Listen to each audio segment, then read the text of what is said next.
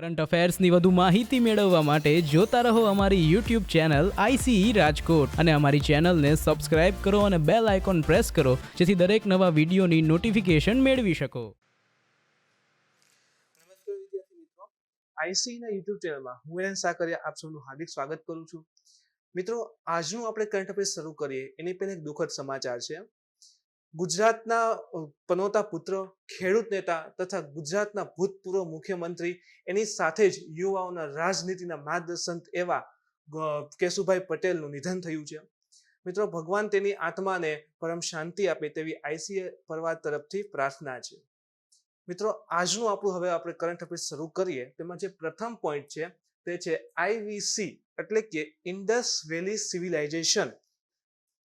હડપ્પા સંસ્કૃતિ આપણે કહીએ છીએ ને મિત્રો, એની વાત છે. તો ઇન્ડસ વેલી જે સિવિલાઇઝેશન છે એમાં ડેરી ઉત્પાદનના સાક્ષ્યો મળેલા છે.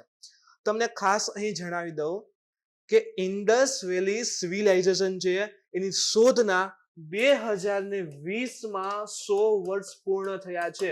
તો ઓલરેડી આપણા માટે જે હડપ્પા સંસ્કૃતિ છે ઇમ્પોર્ટન્ટ તો છે જ, પણ એમાં પ્રથમવાર જે દૂધ ઉત્પાદનના ડેરી ઉત્પાદનના સાક્ષ્ય મળેલા છે તો ખૂબ ઇમ્પોર્ટન્ટ થઈ જશે. એની સાથે જ આ સાક્ષ્ય પાછા આપણા ગુજરાતમાં જ મળેલા છે. કઈ જગ્યાએ મળેલા છે એ આપણે ટોપિક ભણશું ત્યારે વધારે ડીપમાં હું જણાવીશ, પણ આ ઇમ્પોર્ટન્ટ છે એ યાદ રાખજો. સેકન્ડ છે અનિગ્માચન ગોલમ. તો નામ જ થોડુંક લોચાવાળું છે, અનિગ્માચન ગોલમ. હવે નામ કેવી રીતે આવ્યું છે એ તો હું તમને જણાવીશ, પણ આ એક પ્રકારની માછલી છે જે 100 મિલિયન વર્ષ પહેલા હતી અને અત્યારે ફરી એના સાક્ષ્ય જોવા મળ્યા છે. તો એની ઇમ્પોર્ટન્સ વિશે આપણે વાત કરવાના છીએ. એના પછીનો ટોપિક છે એ છે યલો ડસ્ટ. જે ઉત્તર કોરિયા છે ને એ વિસ્તારમાં યલો ડસ્ટ આવેલી છે અને ત્યાંના અધિકારીઓએ ત્યાંના લોકોને કીધેલું છે કે ઘરની બહાર ન નીકળો, કદાચ સંભાવના છે કે આ ડસ્ટમાં કોરોનાના વાયરસ પણ હાજર હોય. તો આ યલો ડસ્ટ છે શું? આપણા માટે ઇમ્પોર્ટન્ટ નથી કે ઉત્તર કોરિયામાં આવ્યું, એ આપણા માટે ઇમ્પોર્ટન્ટ બનશે પણ નહીં, પણ આપણા માટે એ જરૂર ઇમ્પોર્ટન્ટ બનશે કે યલો ડસ્ટ છે શું, ઉત્પન્ન કેવી રીતે થાય છે, આવે છે ક્યાંથી, એની અસર શું આવી શકે. તો એક જીઓગ્રાફીના કન્સેપ્ટથી આપણે આખો પોઈન્ટ ભણશું. એના પછી ચોથો પોઈન્ટ છે એ છે ફેની બ્રિજ. તાજેતરમાં ભારત અને બાંગ્લાદેશ વચ્ચે સરકારે એવી જાહેરાત કરી છે કે ડિસેમ્બર 2020માં બ્રિજ શરૂ થઈ જશે. તો એના વિશે માહિતી મેળવશું. કઈ નદી ઉપર છે, ફાયદો શું છે, કોને કોને જોડે છે, એની પણ આપણે વાત કરવાના છીએ. પાંચમો અગત્યનો પ્રોજેક્ટ છે મિત્રો, એ છે પ્રોજેક્ટ સ્નો લેપર્ડ. જે હિમદીપડા કહીએ આપણે ગુજરાતીમાં. તાજેતરમાં 23 ઓક્ટોબરે ઇન્ટરનેશનલ સ્નો લેપર્ડ ડે ઉજવવામાં આવે છે. તો પ્રોજેક્ટ સ્નો લેપર્ડની વિશે આપણે એના ઉપર વાત કરવાના છીએ. બટ મિત્રો, એઝ યુઝ્યુઅલ કે આજનું આપણું ડિસ્કશન શરૂ કરીએ એની પહેલા ગઈકાલના બે પ્રશ્નો મેં તમને પૂછેલા હતા કે ભારતના બંધારણનું પ્રારૂપ જે છે એ તૈયાર કરનાર બંધારણ જે સભા હતી એના સદસ્યોને ક્યાંથી ચૂંટવામાં આવ્યા હતા, ક્યાંથી પસંદ કરાયા હતા. તો એનો સાચો આન્સર છે મિત્રો, વિભિન્ન પ્રાંતોની જે વિધાનસભા જે છે વિભિન્ન પ્રાંતોની, એના દ્વારા એને પસંદ કરાયા હતા. એટલે તો ભારતના દરેક પ્રાંતમાંથી અલગ અલગ લોકો આવ્યા હતા અને ભારત આખાનું પ્રતિનિધિત્વ બંધારણ સભામાં દેખાતું હતું. તો યાદ રાખજો કે પ્રારૂપ તૈયાર કરનાર બંધારણ સભામાં જે સભ્યો હતા મિત્રો, એ વિભિન્ન પ્રાંતોની વિધાનસભા દ્વારા પસંદ કરાયા હતા.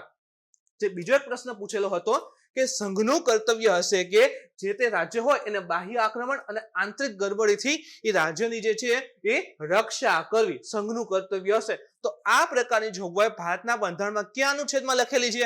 તો મિત્રોનો ડાયરેક્ટ આન્સર થઈ જશે અનુચ્છેદ 355 જે છે મિત્રો, એની અંતર્ગત આ માહિતી લખેલી છે કે સંઘનું કર્તવ્ય છે કે બાહ્ય આક્રમણ અને આંતરિક ગડબડીથી દરેક રાજ્યની સંઘે એની રક્ષા કરવાની છે. તો યાદ રાખજો, એ અનુચ્છેદ 355માં ઉલ્લેખિત છે.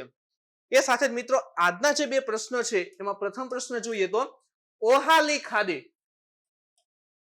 તાજેતરમાં જે પ્રધાનમંત્રી દ્વારા મન કી બાત કરવામાં આવે છે કાર્યક્રમ, એની અંતર્ગત આનો ઉલ્લેખ થયેલો છે. તો તમને સ્ત્રોત આપું છું, હવે તમારે ગોતવાનું છે કે ઓહાલી ખાદી એ મન કી બાતમાં એને ઉલ્લેખ કરેલો છે. આ ઓહાલી ખાદી કયા દેશની છે? તો તમારી સામે 4 ઓપ્શન રાખેલા છે. ઓપ્શન એ છે આપણો ભારત દેશ, સેકન્ડ છે મેક્સિકો જે ઉત્તર અમેરિકા ખંડમાં આવે છે, એના પછી જે USA કહીએ અમેરિકા એ પણ છે, અને ઓપ્શન ડી છે બાંગ્લાદેશ. તો આ 4 જે છે એમાંથી સાચો આન્સર કયો છે એ તમારે કોમેન્ટ કરીને જણાવવાનું છે. જે સેકન્ડ ક્વેશ્ચન છે મિત્રો, તે નિમ્નલિખિત વાક્ય પર વિચાર કરો. એમાં પ્રથમ છે કોઈ પણ વ્યક્તિને પંચાયતના સદસ્ય બનવા માટે, જો યાદ રાખજો, પંચાયતના સદસ્ય બનવા માટે ન્યૂનતમ જે નિર્ધારિત ઉંમર છે 25 વર્ષ છે. પંચાયતનો સદસ્ય બનવું હોય તો એના માટે મિનિમમ એજ કેટલી જોઈએ તો કે 25 વર્ષ. એક આ વાક્ય છે. બીજું એક વાક્ય છે કે પંચાયત સમય પહેલા ભંગ થઈ જાય. પંચાયતનો સમય હોય એની પહેલા ભંગ થઈ જાય છે અને એની જગ્યાએ નવી ગઠિત પુનઃ ગઠિત જે પંચાયત આવે તો એ માત્ર બાકી વધેલા સમય સુધી જ જીએ. આ બે વાક્ય તમને આપેલા છે. હવે આમાંથી કયા વાક્ય સાચા છે એ તમારે કોમેન્ટ કરીને જણાવવાનું છે. ઓપ્શન એ છે માત્ર 1, ઓપ્શન બી છે માત્ર 2, ઓપ્શન સી છે આપેલા બંને સાચા છે અને ઓપ્શન ડી છે ન તો 1 અને ન તો 2, એટલે કે આપેલા બંને ખોટા છે. તો તમારે મિત્રો આ બંને વાક્યમાંથી કયા વાક્ય સાચા છે અથવા તો બંને સાચા છે બંને ખોટા છે એ તમારે કોમેન્ટ કરીને જણાવવાનું છે. એ સાથે જ મિત્રો આજનું હવે આપણે ડિસ્કશન શરૂ કરીએ. તો જે આઈવીસી એટલે કે ઇન્ડસ વેલી સિવિલાઇઝેશન, સિંધુ જે સભ્યતા છે મિત્રો, એમાં ડેરી ઉત્પાદનના સાક્ષ્યો મળેલા છે. જો ખાસ યાદ રાખજો 100 વર્ષ પૂરા થયા છે તો ઇમ્પોર્ટન્ટ તો છે ઓલરેડી ટોપિક. જોઈએ તાજેતરમાં 2500 ઈસવીસન પૂર્વે, ઈસુના 2500 વર્ષ પહેલા, એટલે આજના તમે જુઓ તો આપણે 21મી સદી કરીએ અને એની પહેલા 2500, તો 2500 વર્ષ પહેલા સિંધુ ઘાટી સભ્યતામાં ડેરી ઉત્પાદન પ્રચલિત હોવા સંબંધી, ડેરી ઉત્પાદન એટલે કે દૂધમાંથી જે બધી વસ્તુ અલગ અલગ બને છે એ પ્રચલિત હોવા સંબંધી સાક્ષ્યની પ્રથમવાર ફર્સ્ટ ટાઈમ વૈજ્ઞાનિકોને સાબિતી મળી છે. એવું નથી કે ચલો ખાલી એમ કીધું કે કદાચ હોવાની સંભાવના છે, સાબિતી પણ મળી છે. કેવી રીતે મળી છે હું તમને જણાવીશ, પણ યાદ રાખો કે આઈવીસી માં એટલે કે ઇન્ડસ વેલી સિવિલાઇઝેશનમાં ડેરી ઉત્પાદન પ્રચલિત હોવાના વૈજ્ઞાનિકોને પ્રથમવાર સાક્ષ્ય એટલે કે એવિડન્સ મળેલા છે, જે હાલ સુધીના ડેરી ઉત્પાદનમાં પ્રાચીનતમ જ્ઞાત પ્રમાણ છે. એટલે કે અત્યાર સુધી વિશ્વની એક કઈ સંસ્કૃતિમાં આટલા જૂના ડેરી ઉત્પાદનને લઈને અવશેષ નથી મળ્યા જેટલી આપણી સિંધુ સભ્યતામાં મળેલા છે. તો સૌથી પ્રાચીન ડેરી ઉત્પાદનના સાક્ષ્ય પણ ક્યાં આવશે તો આપણી સિંધુ સભ્યતામાં આવશે. તો જો મિત્રો પ્રશ્ન ગમે એટલો ફેરવીને પૂછીએ પણ તમારે સમજવાનો છે અને આ રીતે જ એનો આન્સર યાદ રાખજો. આખું સમજી લેશો અને તમે કોઈ પણ પ્રકારે ફેરીને પ્રશ્ન આવે તો પણ તમે એનો આન્સર આપી શકશો. ક્યાં મળેલા છે તો કે ગુજરાતના કોટડા ભાડલી. હવે કઈ જગ્યાએ આવે છે તમે આ મેપ જોવો તો અહીંયા આવશે કે અહીંયા ભાડલી આવેલું છે અને જિલ્લો જે છે મિત્રો કચ્છ જિલ્લો છે, ભારતનો સૌથી મોટો જિલ્લો એસ પર એરિયા. તો કચ્છ જિલ્લાની અંતર્ગત તમે જુઓ આના અવશેષ છે એ મળેલા છે, અવશેષ છે એ મળી આવેલા છે. કેવી રીતના કેમાં તો કે જે માટીના વાસણો હતા ને મિત્રો એનું અવશેષોનું આણ્વિક રાસાયણિક વિશ્લેષણ, આણ્વિક એટલે એકદમ સૂક્ષ્મ સ્તરે જઈ અને કેમિકલી પ્રોસેસ કરવામાં આવ્યું છે, વિશ્લેષણ કરવામાં આવ્યું છે અને એના પરિણામોની માહિતી મળી છે અને એ પરિણામોને આધારે સાબિત થયું કે અહીં દૂધ ઉત્પાદન એટલે કે દૂધની જે પણ વેરાયટીઝ બધું આવે એનું ઉત્પાદન એ સમયમાં થતું હતું. અધ્યયન કરેલા 59 નમૂનામાંથી 22માં ડેરી લિપિડ્સ, ડેરી લિપિડ્સ એટલે કે જે દૂધની ઉત્પાદન હોય એમાં જે ચરબી હોય ને, લિપિડ્સ એટલે ચરબી થાય, એની હાજરી જોવા મળી છે. એનો મતલબ એમ લિપિડ્સની હાજરી જોવા મળી છે એનો મતલબ એમ કે એ સમયે દૂધની જે વેરાયટીઝ ને બધું હતું એ ઉપયોગ થતું હતું. આ જે નવીનતમ અધ્યયનના પ્રાપ્ત જે મુખ્ય નિષ્કર્ષ છે એટલે કે જે આપણે જોયું કે અત્યાર સુધી કે ભાઈ નવા એવિડન્સ મળ્યા છે દૂધ ઉત્પાદનને લીધે, એનો નિષ્કર્ષ શું આવે છે તો કે નિષ્કર્ષના આધારે માહિતી છે કે ભારતમાં ડેરી ઉત્પાદન આશરે 3000 વર્ષ ઈસવીસન પૂર્વેમાં શરૂ થયું હતું, જે સિંધુ ઘાટી સભ્યતાને જીવિત રાખવા માટે કારક હોઈ શકે છે. સિંધુ ઘાટી સભ્યતાને જો જીવિત રાખવા ઇન્સ્યોર કે વધારવા, આગળ લાંબા સમય સુધી ટકી રહે એના માટેનું એક કારણ, ઘણા બધા કારણ છે એમાંનું એક કારણ જે છે એ હોઈ શકે છે આ ડેરી ઉત્પાદન, જે ભારતમાં આશરે 3000 વર્ષ પહેલા જે છે મિત્રો શરૂ થયું હતું. સેકન્ડ જોઈએ તો સ્ટેબલ આઇસોટોપ એનાલિસિસ પ્રક્રિયાના માધ્યમથી શોધકર્તાએ ડેરી ઉત્પાદનમાં ઉપયોગમાં આવતા પશુઓની ઓળખ કરવામાં પણ સક્ષમ થયા છે.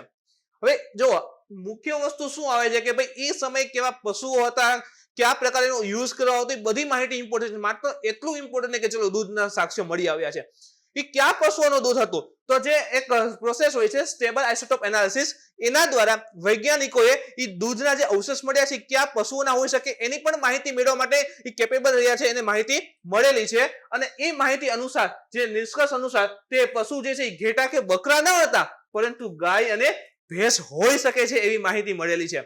જો એ સમયે પણ ગાય અને ભેંસ હોવાના સાક્ષ્ય ધીરે ધીરે મળી રહ્યા છે, મળી ગયેલા છે એમ પણ કહી શકીએ છીએ. તો આ વસ્તુને પણ યાદ રાખજો. હવે જો ઘેટા અને બકરીને એના અવશેષ તો ઓલરેડી મળેલા છે એટલે એ તો ત્યારે હતા જ, પણ ગાય અને ભેંસ હોવાની પણ હવે શક્યતા દેખાણી છે. આગળ જોઈએ મિત્રો કે હડપ્પા વાસી જે છે એ ડેરી પદાર્થોનો માત્ર ઘરેલું જરૂરિયાત માટે, એટલે કે એવું નહીં કે ચલો ઘરની જરૂરિયાત જે છે ડિમાન્ડ એટલી છે એ પૂરી થઈ જાય એટલા માટેનું ઉત્પાદન કરીએ, એટલું જ નહોતું. પણ એ શું કરતા કે જે વિભિન્ન વસ્તીઓ હતી, અલગ અલગ વસ્તીઓ હતી ને, આપણે જાણીએ છીએ, તમે જુઓ આ ફોટામાં તમે જો તો ઘણી બધી અલગ અલગ હડપ્પા વખતની વસ્તીઓ જોવા મળે છે. તો જે વિભિન્ન વસ્તીઓ હતી મિત્રો, એની વચ્ચે વિનિમય એટલે કે ટ્રેડિંગ કરવાના ઉદ્દેશથી દૂધની જે પોતાની જે આવશ્યકતા છે એની બહાર જઈ અને વધારે ઉત્પાદન કરવામાં આવતું હતું. ખાસ કરીને યાદ રાખજો, ઔદ્યોગિક સ્તર પર વિકાસ થવાની સંભાવના પ્રતીત થાય છે એના આધારે. એટલે કે શું કહેવા માંગે છે કે ધારો કે એક પરિવાર છે હડપ્પા, એમાં 5 જણા રહે છે. હડપ્પા વખતનો પરિવાર છે, 5 જણા રહે છે અને એને ડેઈલી વખતે 3 લીટર જોઈએ છે દૂધ. તો એની જે નિજી આવશ્યકતા એટલે કે એની પોતાની જેટલી જરૂરિયાત છે એટલું તો ઉત્પાદન કરતા, પણ એની સાથે વધારાનું દૂધ ઉત્પાદનનું પણ વ્યવસ્થા કરતા. શું કામ? કે દૂધ ઉત્પાદન છે એમાંથી અલગ અલગ પ્રકારની બધી વસ્તુઓ બનાવી અને એનું ટ્રેડિંગ કરવામાં આવતું, વેચાણ કરવામાં આવતું, વિનિમય કરવામાં આવતો, જેથી કરીને એને ઇન્કમ અથવા તો વોટેવર એ વખતે જે પણ સિસ્ટમ હશે મિત્રો એનો લાભ લઈ શકે. તો ખાલી ને ખાલી નિજી આવશ્યકતા નહીં, પરંતુ ઔદ્યોગિક સ્તર પર વિકસિત થવાની સંભાવના એ વખતે રહેલી હશે એવું દેખાઈ આવે છે. હાલ સુધી સિંધુ ઘાટી સભ્યતાના વિશિષ્ટ શહેરી આયોજન, વ્યાપાર પ્રણાલી, જો શહેરી આપણે જાણીએ છીએ સિટાડેલ ની વાત છે કે ઉપરી હાઉસ હશે, એક લોઅર હાઉસ હશે, તો એ પ્રકારનું શહેરી આયોજન જે છે, રોડ જે છે એકબીજા 90 અંશે મળતા હશે, બારી જે છે એ સાઈડનો જે રોડ પડે એમાં હશે, આખી જે મેન હોલ વાળી આખી ગટર વ્યવસ્થા છે, એ બધી આપણે માહિતી મેળવીએ છીએ શહેરી આયોજનમાં. એની સાથે વ્યાપાર સિસ્ટમ પણ જાણીએ છીએ, જે ટ્રેડમાર્ક મળેલો છે, મુદ્રા મળેલી છે, એ આના સિવાય તમે જો તો આંતરરાષ્ટ્રીય સ્તરે પણ એ વ્યાપાર કરતા એ વખતે. એની સાથે આભૂષણ નિર્માણ કૌશલ પણ જાણીએ છીએ, એક સ્ટેચ્યુ મળ્યું છે એમાં જે સાલ ઓઢેલી છે, દાઢીની વાત છે. આની સાથે ઘણા બધા તમે જુઓ તો આભૂષણો બધા મળેલા છે.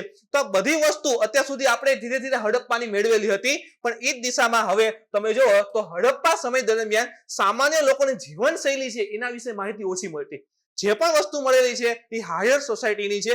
સામાન્ય લોકોની જીવનશૈલી, રોજે રોજ બરોજના કાર્ય કેવા હતા, રોજે રોજ એ લોકો શું કરતા હતા, એ થોડી ઘણી માહિતી છે કે ખેતીની બધી વ્યવસ્થા હતી, પણ આના સિવાય તો કે હવે એ માહિતી પણ મળી છે. એટલે કે એ કેમ છે કે દૂધ ઉત્પાદન સાથે સંલગ્ન હતા. દૂધમાંથી જે ઉત્પાદન જે આવે છે, અલગ અલગ વાનગી બધું બને છે, એની સાથે પણ એ લોકો સંલગ્ન હતા. તો જે સામાન્ય લોકોની જીવનશૈલી છે અને એના દ્વારા જે સમાજમાં આવેલ યોગદાન છે એની માહિતી પણ અત્યાર સુધી હતી નહીં, પણ હવે શું થઈ છે એ બધી માહિતી ધીરે ધીરે મળી રહી છે.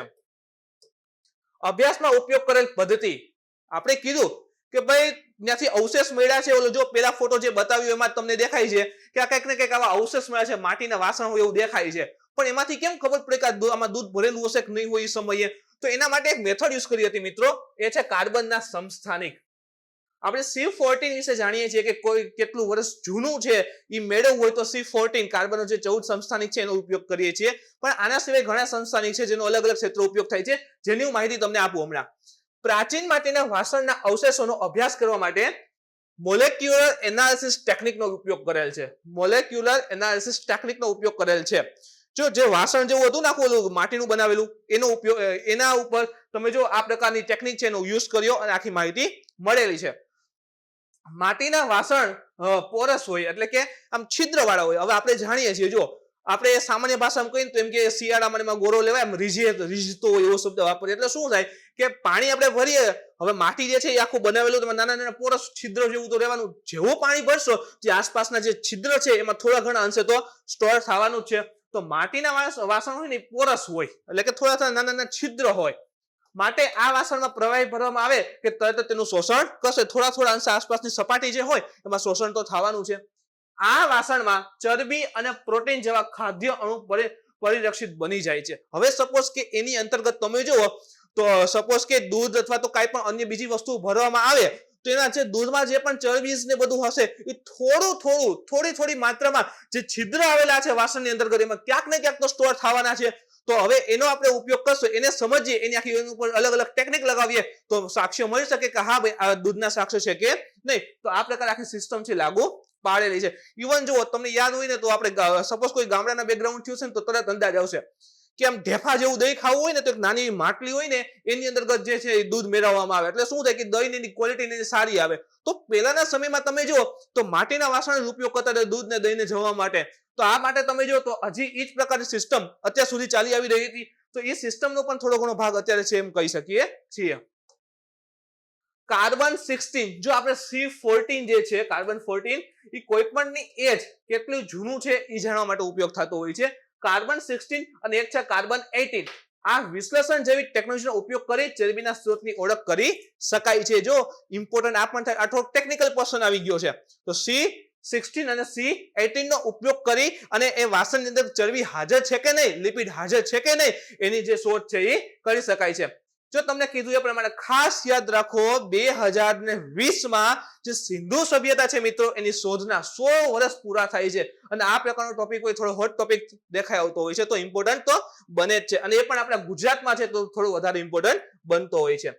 એના પછીનો સેકન્ડ ટોપિક જોઈએ મિત્રો કે અનિગ્માચન ગોલમ. બીજો તો બોલવામાં મજા આવે એવું છે. અનિગ્માચન ગોલમ તાજેતરમાં કેરળમાં 100 મિલિયન વર્ષ જૂની એક અનિગ્માચન ગોલમ નામની માછલી જોવા મળી છે. હવે એક પ્રકારની માછલી છે, તમે જો અહીંયા ફોટોમાં આના જેવી માછલી છે. હવે 100 મિલિયન વર્ષ જૂની છે. ઇન શોર્ટ એમ કહી શકાય કે જ્યારે આપણું ભારત અત્યારની પરિસ્થિતિઓ નહોતું ને, અત્યારે જે સ્થાન છે ત્યાં નહોતું ને, એ પહેલાની માછલી છે અને અત્યારે એના સાક્ષ્ય મળેલા છે. ઇન શોર્ટ એ માછલી મળે છે, સાક્ષ્ય તો ઠીક, એ આખી માછલી મળેલી છે તો ઇમ્પોર્ટન્ટ તો બને છે એટલા માટે કરંટમાં આવી છે. અનિગ્માચન ગોલમનું નામ જે છે, જો આવું ગોલમ ને એવું નામ કેવી રીતે આવ્યું તો કે એક મૂવી છે લોર્ડ ઓફ ધ રિંગ્સ. એ ફિલ્મનું એક કેરેક્ટર છે એનું નામ છે ગોલમ. આ જે કેરેક્ટર છે ને મિત્રો ગોલમ જ છે. એના ઉપરથી પ્રેરિત થઈ અને આ જે માછલી જે છે એનું નામ રાખ્યું છે અનિગ્માચન ગોલમ. હવે એમ થાય કે શું એનું આ મોઢું જે માછલી મળતું આવે છે એવું છે? ના, એવું નથી કે આનું મોઢું માછલી મળે એટલે નામ ગોલમ રાખ્યું છે. પણ આ મૂવી જોશો ને તો અંદાજ આવી જશે કે જે ગોલમભાઈ હોય ને એને રિંગ મળે છે. રિંગ મળે ને એટલે શું કરે, મોટા ભાઈનું ખૂન કરી નાખે છે, હત્યા કરી અને પછી ભાગી જાય છે અને દૂર કરવામાં આવે છે અને દૂર થઈ અને ગુફા જેવા વિસ્તારમાં રહે છે. હવે ગુફામાં પાણી એવું ભરેલું હોય તો એને પાણીમાં રહેવું બહુ પસંદ આવે છે. મૂવી જોશો ને તો અંદાજ આવશે કે ત્યાં ભાઈ પાણીમાં એને બહુ ગમે છે, પાણીમાં રહેતો હોય છે. હવે આ જે માછલી છે ને મિત્રો એ પાણીમાં જે છે અને ભૂમિગત જળમાં પેટાળની અંદર જમીનની અંદર જે પાણી એવું છે ને એમાં, અને આને એવું ત્યાં રહેવું બહુ ગમતું હોય છે. એટલે આના ઉપરથી ઇન્સ્પાયર થઈ અને કરે ગોલમ નામ આપેલું છે. મોઢું મળે છે એવું નથી, પણ યાદ રાખજો આપણા માટે એ તો ઇમ્પોર્ટન્ટ નથી. આ તો તમને કીધું કેવી રીતે આવે છે. પણ અનિગ્માચન ગોલમ. આગળ જોઈએ, આ માછલી ભૂમિગત જળ વિસ્તાર કીધું ને, અંડરગ્રાઉન્ડ જે એક્વિફાયર હોય એટલે કે જે અંદર પેટાળમાં જે ભૂમિગત જળ રહેલું એના સ્ત્રોત હોય એમાં રહે છે તથા માત્ર વરસાદના કારણે ખૂબ વધારે પૂર આવે, ખૂબ મોટું પૂર આવે તો શું થાય કે નીચે પેટાળનું પાણી પર આખું બધું જમીન બધું ધોવાઈ જાય અને ઉપર તરફ આવતા હોય છે. તો એ સમયે આ જે માછલી છે મિત્રો સપાટી ઉપર આવે છે અને દેખાય છે. તે ડ્રેગન સ્નેક હેડ નામની એક જૂના કુળની પ્રજાતિથી માછલીની સંબંધિત છે. જો યાદ રાખજો, ડ્રેગન સ્નેક હેડ નામની એક જૂના કુળ, એક પુરાની એક માછલી હતી. આ પ્રજાતિની માછલી હતી, આ કુળથી સંબંધિત માછલી છે, એને થોડીક સંબંધિત છે, એને મળતી આવે છે. ગોલન સિવાય એટલે કે જો એક આ હતી તમને કીધું કે અનિગ્માચન ગોલમ, આ ગોલન સિવાય તેના જેવી હજી એક પ્રજાતિની પણ શોધ થઈ છે અને એનું નામ એ જ છે અનિગ્માચન મહાબલી. આનું નામ ગોલમ છે, આનું નામ છે મહાબલી કહેવામાં આવેલું છે.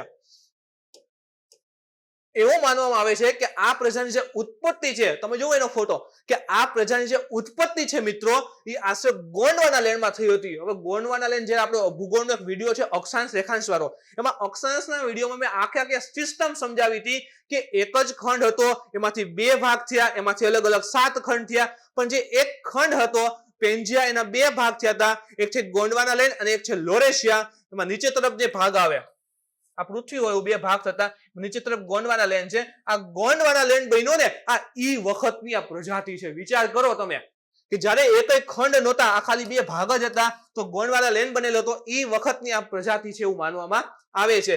પછી આ ગોંડવાના લેન્ડ છે એમાંથી અલગ અલગ કડકા થાય છે. એમાં એક આપણું ભારત છે એશિયા સાથે જોડાય છે એટલે એશિયાનો ભાગ બને છે, આફ્રિકા મહાદ્વીપ બને છે. તો તમે જો ભાગ પડી જાય છે એટલે આમાંની થોડીક પ્રજાતિ છે ને એ આપણા ભારતમાં મળે છે, આફ્રિકા ખંડ પાસે મળે છે. શું કામ? તો ગોંડવાના લેન્ડ સમય હતી એટલા માટે. તો આ પણ વાક્ય ઇમ્પોર્ટન્ટ છે. અત્યારે જ્યાં મળેલી છે મિત્રો એ એનિગ્માચન પશ્ચિમ ઘાટના વિસ્તારમાં મળેલી છે. ખાસ કરીને રાજ્ય કહેવામાં આવે તમને તો એ કેરળ રાજ્યમાં મળેલી છે, જે પશ્ચિમ ઘાટમાં ભાગમાં આવે છે. તો કેરળ રાજ્યની અંતર્ગત આ પ્રકારની જે એનિગ્માચન ગોલમ આપણે કહીએ છીએ પ્રજાતિ મળેલી છે. પશ્ચિમ ઘાટ છે મિત્રો એ શ્રીલંકા હોટસ્પોટના વિસ્તારમાં આવે છે. હોટસ્પોટ એટલે શું થાય કે ખૂબ વધારે ને જૈવિકતા ફાટી નીકળી હોય એવું સમજો. અને હવે પ્રશ્ન છે જૈવિકતા એટલે શું? તો કે જે વનસ્પતિ અને પ્રાણી જે છે એમાં ખૂબ વધારે વિવિધતા જોવા મળે તો એને જૈવ વિવિધતા કહેવાય. તો શ્રીલંકા હોટસ્પોટ આખો જે વિસ્તાર છે મિત્રો એમાં એ જે છે એ વિશ્વનું રિચેસ્ટ બાયોડાયવર્સિટી હોટસ્પોટ કહેવાય છે. અને એમાં હાલ આ પ્રકારે જે માછલી છે એ મળેલી છે. યાદ રાખો તે કેરળમાં એન્ડેમિક છે. એનો અર્થ શું થાય?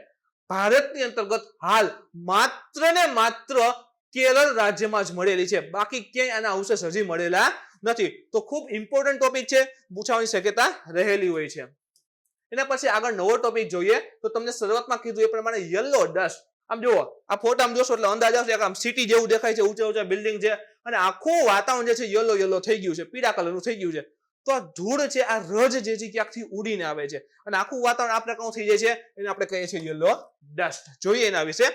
તાજેતરમાં જે ઉત્તર કોરિયા છે એના અધિકારીઓએ ત્યાંના નાગરિકોને ચીનથી આવનારા, જો એક લોકેશન આવ્યું, ચીનથી આવનારા આ યલો ડસ્ટ છે એના વાદળની સાથે સંપર્કથી બચવા માટે ઘરમાં રહેવાનો આગ્રહ કર્યો છે. કીધેલું છે કે ઘરમાં રહો, આ જે યલો ડસ્ટ આવે છે એના કારણે નુકસાન થવાની સંભાવના રહેલી છે.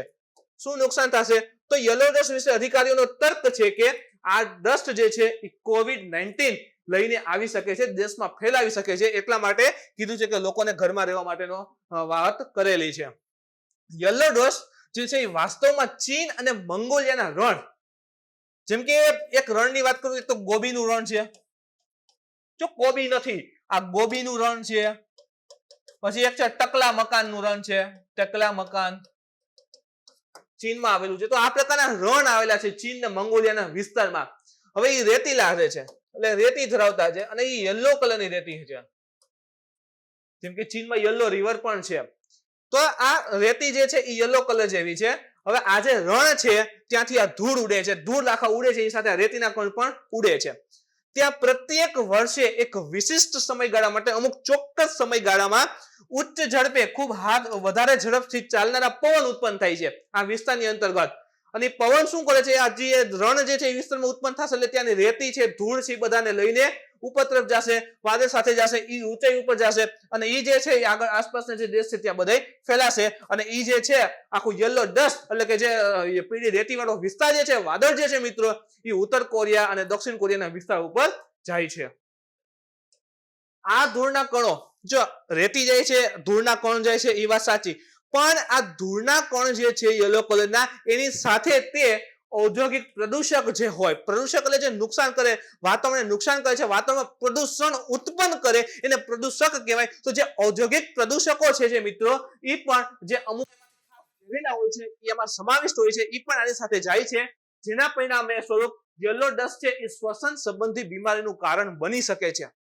હવે ઔદ્યોગિક ડસ્ટ જે છે, ઔદ્યોગિક જે પ્રદૂષકો છે એ વાતાવરણમાં ભરેલા હશે, પવન જે છે એને પણ સાથે લઈ જાય અને જે તે દેશમાં જાય તો ત્યાં તમે જુઓ ઝેરીલા કદાચ અમુક પદાર્થ હોય તો એ શ્વસન સંબંધી વધારે બીમારીઓનો ફેલાવ પણ કરી શકે છે. એટલા માટે અહીંનું જે કહી શકે ઓફિસર હોય છે બધા કહે છે કે ઘરમાં રહો.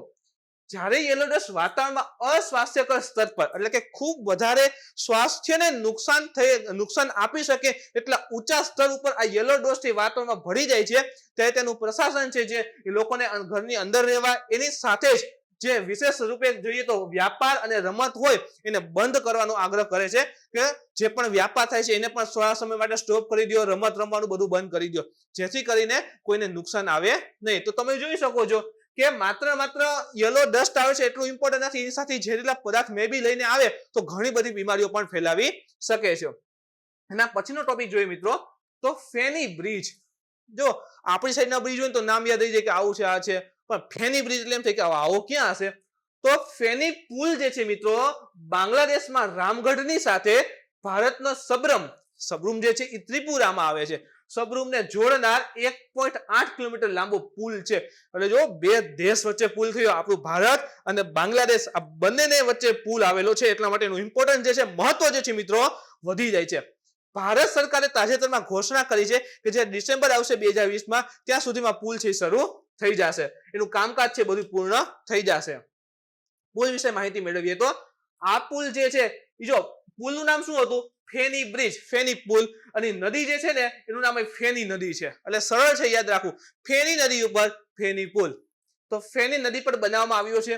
આ પુલ તમને કીધું કે જે આપણું ત્રિપુરા રાજ્ય છે એને બાંગ્લાદેશની સાથે જોડશે. જે નોર્થ ઈસ્ટ છે મિત્રો, આપણે આઈડર ડ્રો કરીએ તો આ જે નોર્થ ઈસ્ટ છે, સેવન સિસ્ટર કહીએ છીએ ને એના રાજ્યો, અને આવશે બાંગ્લાદેશ. આની સાથે કનેક્ટિવિટી આપણે એક જ રસ્તેથી છે, જેને આપણે સિલિગુરી ગલિયારા અથવા તો આપણી ભાષામાં કહીએ ને સામાન્ય રીતે ભૂગોળની ભાષામાં એમાં તો ચિકન નેક કહેવામાં આવે છે.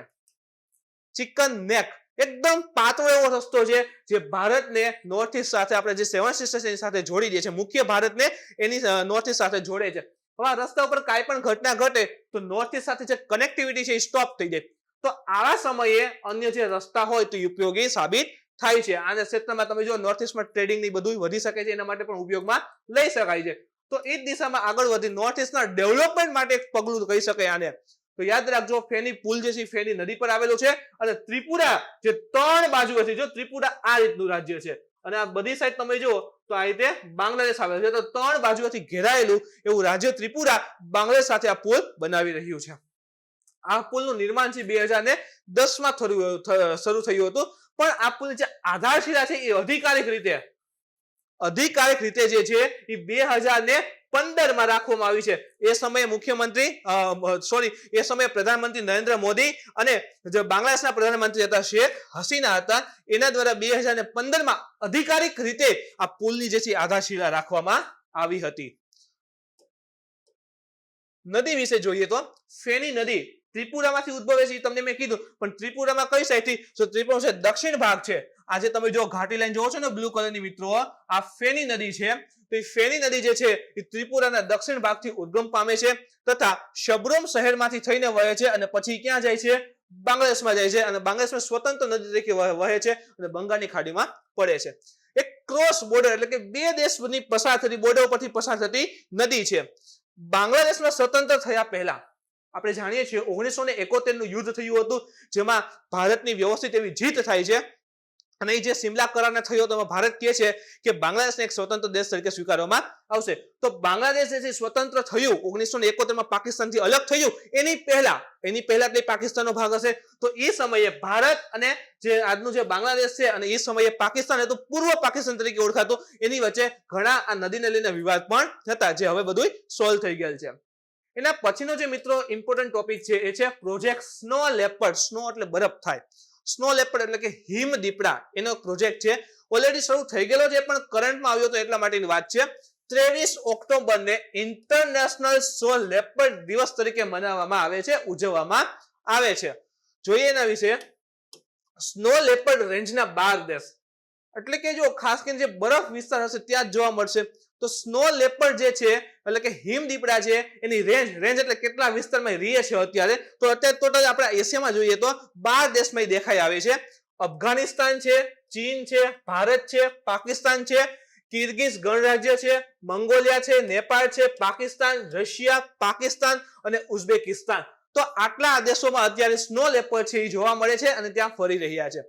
તો 12 દેશ છે એના દ્વારા આના સંરક્ષણ સંબંધ એટલે કે સ્નો લેપર્ડ જે છે ઓલરેડી ઓછા જોવા મળે છે, એના સંરક્ષણનો બચાવ થાય એ સંબંધે એક બિશ્કેક ઘોષણા પર હસ્તાક્ષર કર્યા હતા 23 ઓક્ટોબર 2013 થી.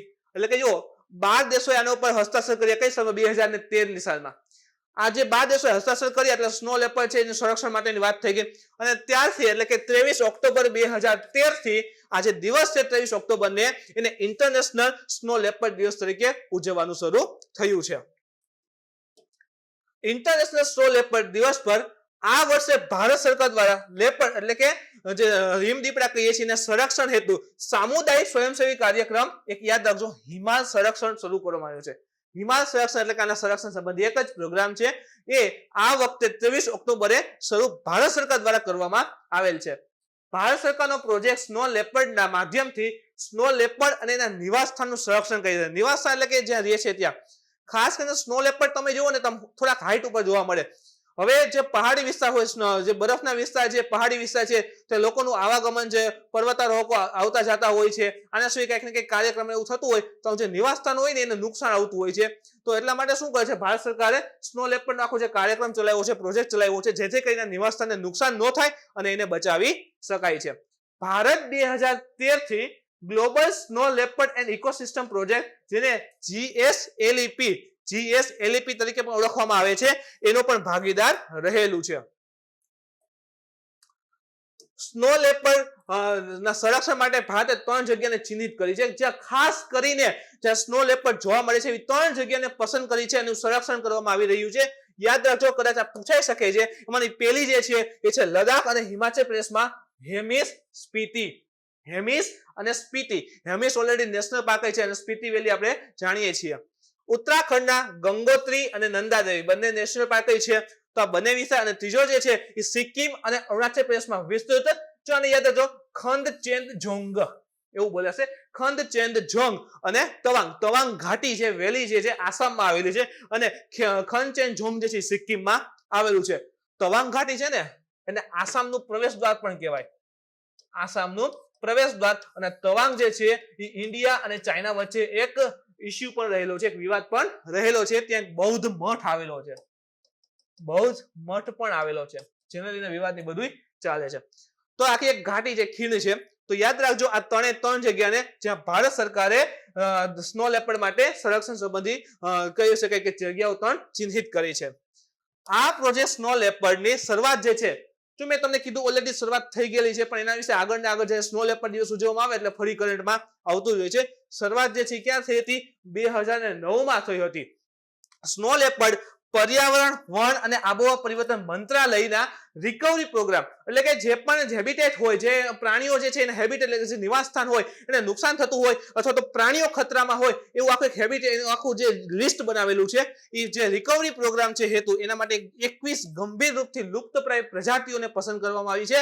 એની ઓળખ કરવામાં આવી છે કે જો એના ઉપર ધ્યાન આપવામાં નથી આવ્યું તેના નિવાસ સ્થાનની બધું નાશ થઈ શકે છે અને એની મોટી અસર એ પ્રાણી ઉપર આવી શકે છે. તો એવા 21 ગંભીર રૂપેથી લુપ્તપ્રાય પ્રજાતિઓની સૂચિમાં આ સ્નો લેપર્ડ છે એને સમાવેશ કરેલ છે. તો મિત્રો આ મુદ્દો છે એ પણ ખૂબ ઇમ્પોર્ટન્ટ બની જાય છે કે ભાઈ ભારત સરકારે પણ એના લિસ્ટમાં રાખેલું છે કે જો એના ઉપર ધ્યાન આપવામાં ન હોય તો એને મોટું નુકસાન થઈ શકશે. તો એ સાથે જ મિત્રો આજનું જે આપણું ડિસ્કશન અહીં સમાપ્ત થઈ છે.